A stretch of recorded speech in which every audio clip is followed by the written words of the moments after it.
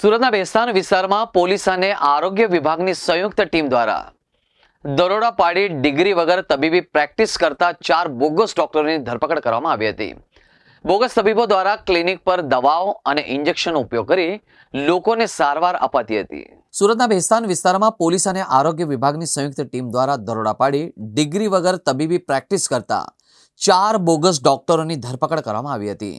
Bogus તબીબો દ્વારા ક્લિનિકો પર દવા અને ઇન્જેક્શનનો ઉપયોગ કરીને લોકોને સારવાર અપાતી હતી, જે માણસોની જિંદગી માટે જોખમી સાબિત થઈ શકે છે।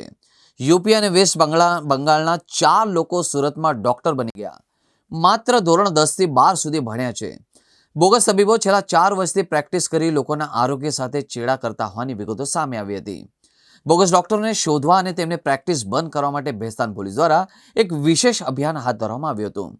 પોલીસ ઇન્સ્પેક્ટર વીએલ પટેલના માર્ગદર્શન હેઠળ ડમી દર્દીઓ મોકલી તપાસ કરવામાં આવી હતી, જ્યાં પ્રેક્ટિસ કરતા તેઓ પકડાઈ ગયા હતા। છેલ્લા 3 થી 4 વર્ષથી પ્રેક્ટિસ કરી રહ્યા હતા। બેસ્તાન પોલીસ સ્ટેશનની ટીમે આ સફળ અભિયાન હાથ ધર્યું હતું અને 22 સ્થળોએ તપાસ કર્યા બાદ આ બોગસ ડોક્ટરો સામે કાર્યવાહી કરી હતી। પોલીસ અને આરોગ્ય વિભાગે લોકોને વિનંતી કરી છે કે તબીબી સારવાર માટે માત્ર પ્રમાણિત ડોક્ટરો સાથે સંપર્ક રાખે અને કોઈ પણ શંકાસ્પદ પ્રેક્ટિસ જોવા મળે તો તુરંત પોલીસને જાણ કરો।